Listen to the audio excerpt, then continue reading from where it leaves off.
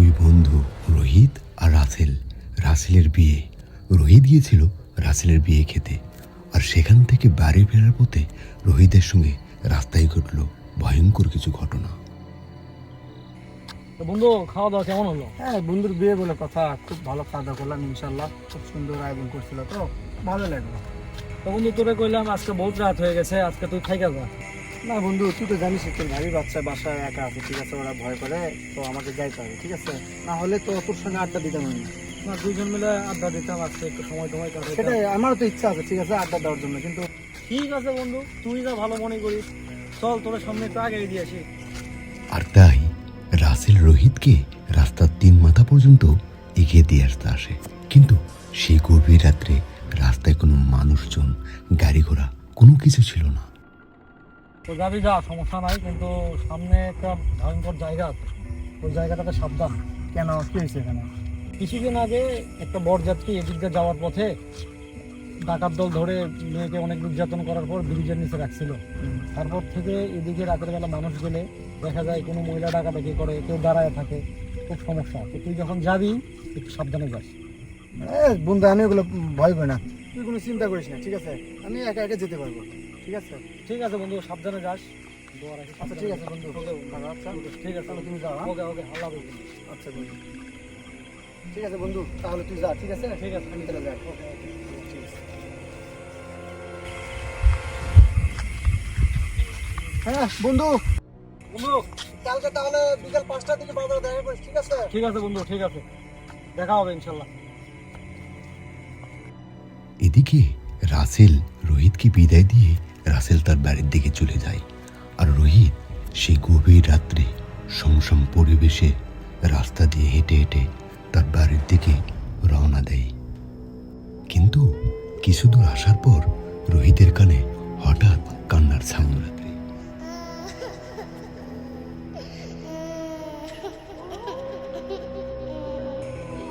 কে তুমি? তুমি এত রাতে এখানে কি করো?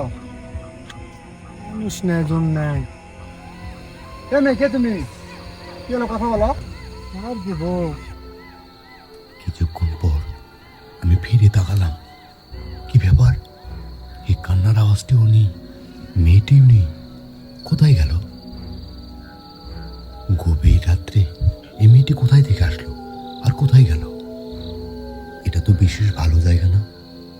আমার বন্ধু কি তাহলে ঠিক বলেছিল, এই রাস্তায় সমস্যা? না জানি আল্লাহ আজকে আমার কপালে কি রেখেছে, জানি না সামনে আমার সঙ্গে আরো কি ঘটে। আল্লাহ তুমি আমাকে রহম করো, আল্লাহ আল্লাহ তুমি আমাকে রক্ষা করো আল্লাহ। এই বলে আমি আবার পথ চলতে শুরু করলাম। কি ব্যাপার, ওই জায়গায় হাসি কে? হ্যাঁ, আমি কি ভুল দেখতেছি নাকি? না, আমি তো সত্যি শুনতেছি, ওই মেয়েটাই তো। আমার বন্ধু তো ঠিক বলছিল যে বন্ধু এত রাত হয়েছে, তুই যাস না। বন্ধুর কথা শুনে আমার ভালো আসলো, ঠিক আছে। আচ্ছা, সমস্যা নেই, আমি যাই, তো দেখি সামনের দিকে আগে। রোহিতের সঙ্গে এত কিছু হওয়ার পর রোহিত মনে মনে সাহস নিয়ে আবার সামনের দিকে এগুতে শুরু করল, কিন্তু সামনে যেতেই দেখে সেই ব্রিজ, সেই ভয়ঙ্কর ব্রিজ। ওরে বাপরে বাবা রে, এই ব্রিজের কথাই বন্ধু আমাকে বলেছিল। ব্রিজের কাছাকাছি আসতেই দূর থেকে দেখলাম একটি মেয়ে হেঁটে যাচ্ছে ব্রিজ দিয়ে। এই মেয়েটি তো সেই মেয়ে, যে মেয়েটি আমি পিছনে দেখে আসলাম। ওরে বাপরে বাবা, তাহলে এখানে রাতের বেলা ভয়ঙ্কর কিছু ঘটনা ঘটে। এই মেয়েটাকে তো আমি পিছনে দেখে আসলাম। আমার তো খুব ভয় লাগতেছে, ওটা তো সেই মেয়ে।